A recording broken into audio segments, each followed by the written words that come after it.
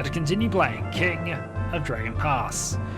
When we last left off, things were going reasonably well. We had far too much food.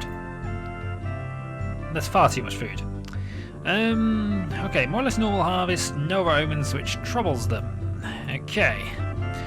2 hero quests to be done. I don't think we can spend enough magic to not have 1 in reserve. We're going to go 2 crops, 1 into herds, 1 into destiny, 2 into heroism, 3 into quests, 2 trade, 2 war. Go. And we have some aging people. We have Haran, who's now 56 and is aged. And we don't have many children. This doesn't bode well for the future. And we have Corbreast, 56, like Mai. Well, we can live with that, although, yeah, I suppose we should be putting more points into children. It's fine, though. People are very healthy at the very least. We have only 2 sick hunters and 3 sick farmers. So our food situation is going to sort itself out rather rapidly. In fact, our food is probably a bit too high, to be really honest. Let's see if we can't sort some things out here. So Elmol, don't need the sun really. We're going to go for shield. Enolda, preserve is fine. We're going to bless children instead. Mucked, true sword, battle luck. That's all fine. Like a Mai is fine. We're going to go friend of Yinkin, which should reduce spoilage. That's fine. Calf and milk. Aurochs is sensing chaos at the moment, and we can turn that to field women because we no longer need to find things. So, let us then prepare for a hero quest, and this is going to be a fairly difficult one because we want to do 59, 6. See, while we have 2 good worshippers of Lankamai, that it might be worth doing the Issaries one now. In fact, it's already saying we should do a different one with when we do the Lankamai quest, but Charlotte Roy heals scars is quite a good one, but we need to really, again, use that on the replacement for you, as opposed to using it for you. Elmon Guards for Stead we could do with you, actually, because I believe you're the double worshipper of Elmon Orlanth, and you actually could, potentially, if we can get your leadership high enough, be a replacement for Haran. But you're apparently our best Hark the champion, because we don't really have Muxie worshippers at the moment. Oh, we have a member of the Hunting God now is available to us. Right. We're going to go over Issaries because we can. So let us... Before. People have gathered to help propel Issaries into the realm of the gods. The myth begins during the Great Darkness, when trade, travel, and talking are falling apart. Issaries puts these back together by travelling to a strange place, bringing conciliation to a pair of warring tribes. What benefits does Issaries seek from the quest? We want to become stronger. And we shall bring helpers from the clan. To take the role of Lankamai, we shall in fact have... We shall have Graviton, actually. And to take the role of the Stormbull, we shall have Coleman. Issaries searches for a very long time to find the worst part of the problem. What did you decide must be the worst part? Well, this is the trading god. I would imagine it's people not trading fairly. This realization enabled Issaries to find a special route by digging in the hillside. She found a passageway that allowed the group to cross the big water simply by walking down the steps. On their way to their destination, the 3 were attacked by a number of chaos beasts. Finally, while travelling through a ruined city, the group is attacked by one gigantic chaos thing whose name can only be pronounced by the dead. We need to let the Stormbull fight alone. Coleman defeated the chaos creature, slaying it utterly. Hey, well done, Coleman. Issaries leads her companions to the Chula of the Digging Stick people, who are suffering terribly. The Digging Stick people explain their Chulas are the battleground for a war between the Long Noses and the Big Teeth. Whenever they fight, Digging Stick pastures are trampled, Digging Stick's cows are stolen and eaten by hungry soldiers. Their carls are captured and ransomed so their armies can buy weapons. Their weapon veins are pressed in service, risking their lives for no reward. Neither Graviton or Coleman are interested in helping Issaries make peace between the warring peoples.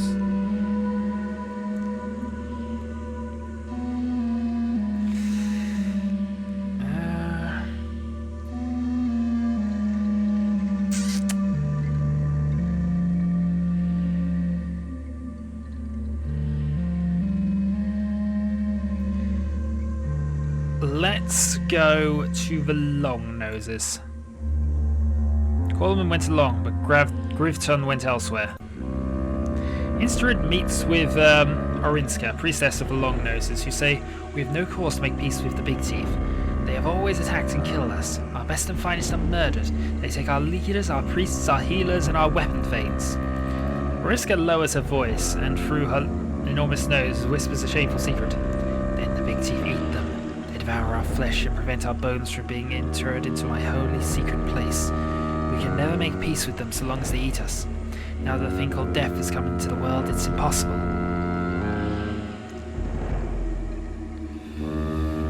Let's talk to the Big Teeth. Insterid meets Paratur, war leader of the Big Teeth. Paratur says it has been long decreed that we should eat the Long Noses, for they are large and juicy and flavorful.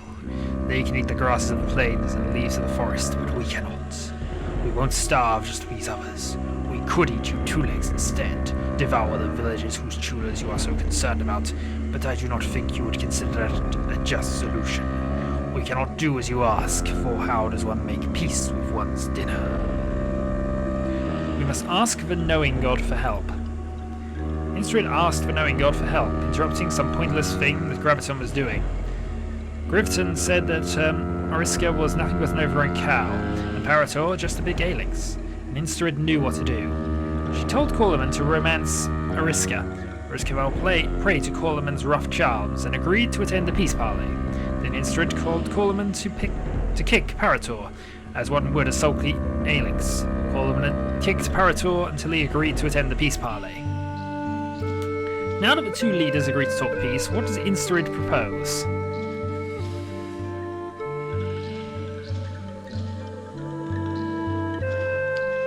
We must only attack the weak and sick Long Noses. That is what you say we must do. What must the Long Noses do? The Long Noses must accept that some of them will be eaten. Oriska and Parator made peace. Through this talking, they made trade, and with trade, travelling began again, and the world started to turn itself back into place. Insterid had done her work and prepared to leave the realm of the gods. Oriska departed. Coleman and Grivton went back to the realm of the mortals, and Parator turned to Insterid and purred. "Now, I never did promise not to eat you, did I?" Off to trade treasures.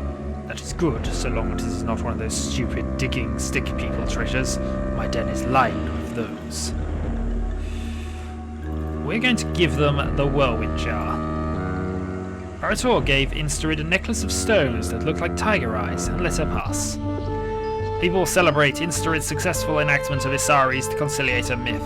Everyone said that Insterid seemed more confident, with an air of wisdom about her. Tragic news. Our tribal king Rastrun died beneath the blade of an assassin sent by the Pharaoh. Oh, that's annoying.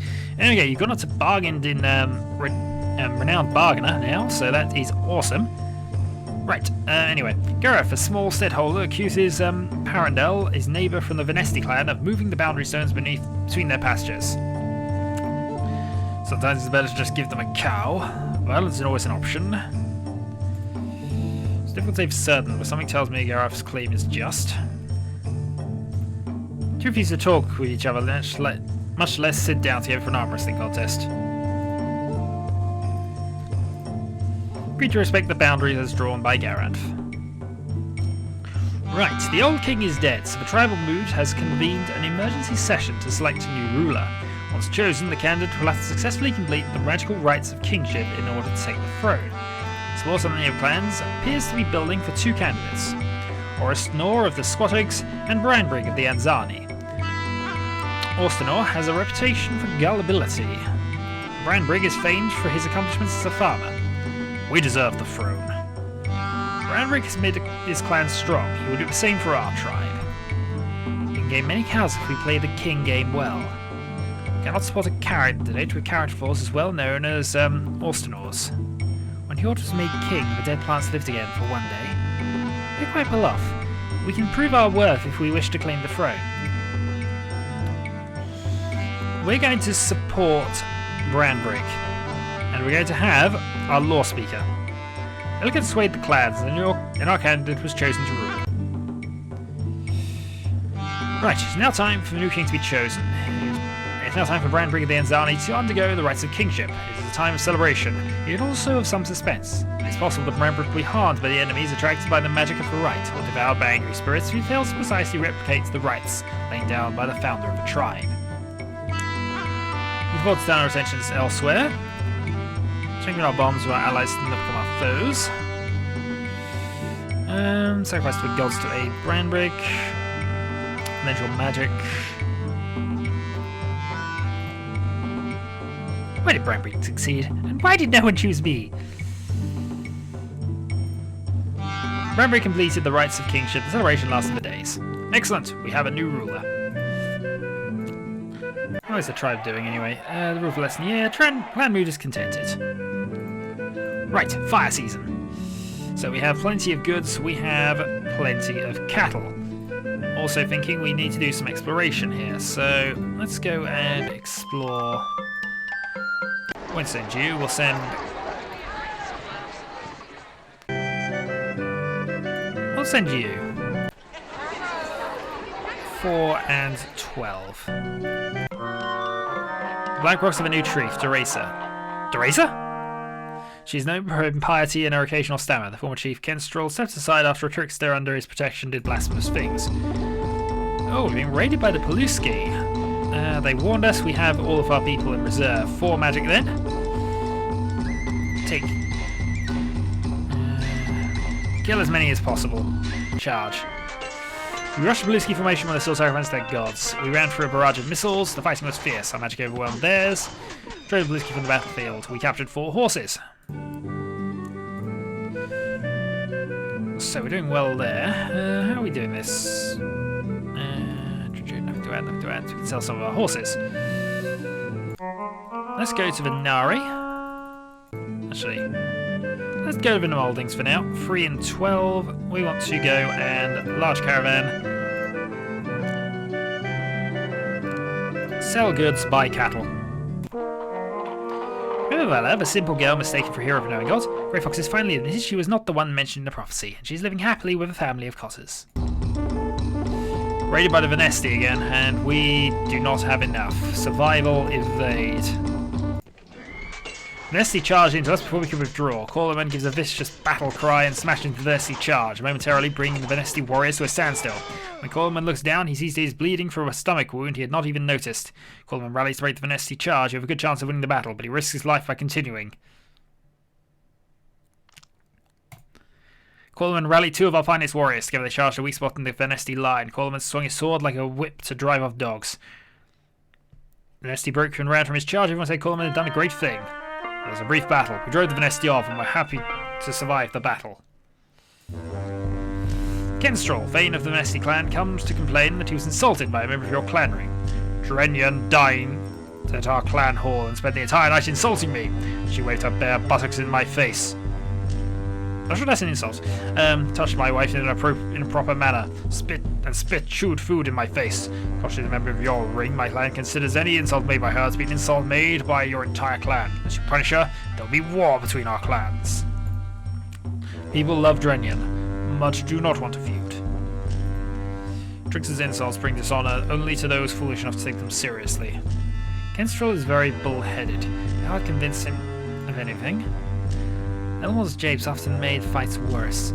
Once, for example, he helped the dwarves kill many elves with a thing called death. He did it for a laugh.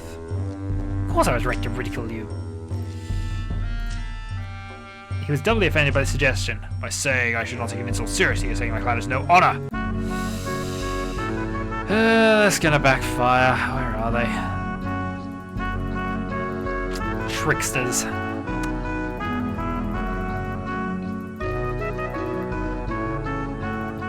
Oh well. Anyway, what does that do? It helps us track things down and find them. Okay. Well, could be worse. So, without an awful lot else to do, really, I'm going to pass. Exploration party returns with legendary treasure of the first stage, amongst Raven Banner. When carried into flight, this battle guarantees victory.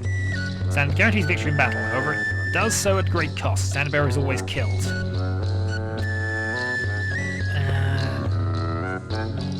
Could do that. if we must give this treasure away, make sure we don't send it to our enemies. Hard to say what we would ask for such a fabulous treasure. This treasure we could safely march into the inhabitants of the upper marsh. One of the 10 survivors of the Dragon War said the men ordered to carry the Raven banner into battle dropped it early in the battle, thus ensuring victories for the dragons. I think we're going to keep it. And ponder its bittersweet blessing. We're unable to trade at all. Message from Anzani arrived to let us know that Dali have sworn blood oaths against us. Delegation from the Balmor tribe approaches your tribe in hopes of a peace agreement. We should unite in peace in honor of Enola. Safe and prosperous, and we can enforce your laws. Destructive raids we launch against each other will be a thing of the past. The clans of your tribe retreat and move to discuss the offer. The Balmir. It's always good for 2 tribes to make war against another tribe, if you are one of the 2. Make peace if they give a treasure to each clan. Peace is good while it lasts. Depending if we make peace in Earth Season by making war. Should sacrifice for us. The other clans agreed with us. We were chosen to negotiate with the Balmir delegates. We could not reach an agreement. There would be no peace between our tribes.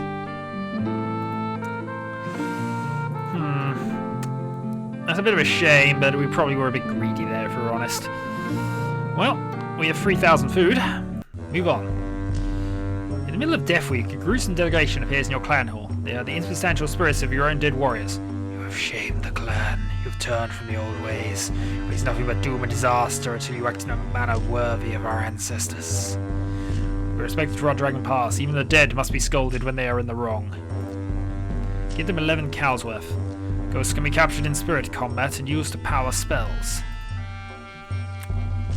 We should capture them as spirits to use in our magic, but we shouldn't because they're ancestors. They may be hostile spirits, but they are also our kin. I rolled dice 16 times, and got snake eyes every single time. They seemed chastened and admitted they were not sure exactly what offences we had committed against the heritage of our clan. Awesome, 2 months. Right, so continuing on. Could go and explore our clan a bit more. We could actually launch a raid against the Venesti, but there's no need. Let's go and do some trading because we have far too much food. Fortunately, getting anything useful for them seems to be a bit difficult at the moment. We're going to go food for cattle again. Let's go to the Enzani. They might be mad enough to accept it. And the Grey Foxes are raiding us again. You think they'd have learned by now. Kill as many as possible. Charge. We rushed Grey Fox formation and still sacrificed to their gods. Oh dear God, we demolished them. And we also captured 4 horses. Kept 2 warriors from dying. Patched up 4 of the wounded. They still haven't learned. We are low on weapon veins though, so we're going to recruit 4 more. Weren't able to trade. We're having real difficulty with that. Assigned to out to patrol. These are herds at great risk of a cattle raid. Clan magic is growing weaker. Vain boys who would rather pose beneath the creek than put their hands. Damn it. Well, that was an interesting end to the year, but we do need to sort some things out. Right, 39 more babies were born. No more people. 16 fewer cattle. 10 more horses. Fewer sheep again. Food still coming up and up and up and up. We need to really get rid of some of that. Because yeah, it's too much. We need to give it away or sell it or something. Anyway, on to the next one then. Until then.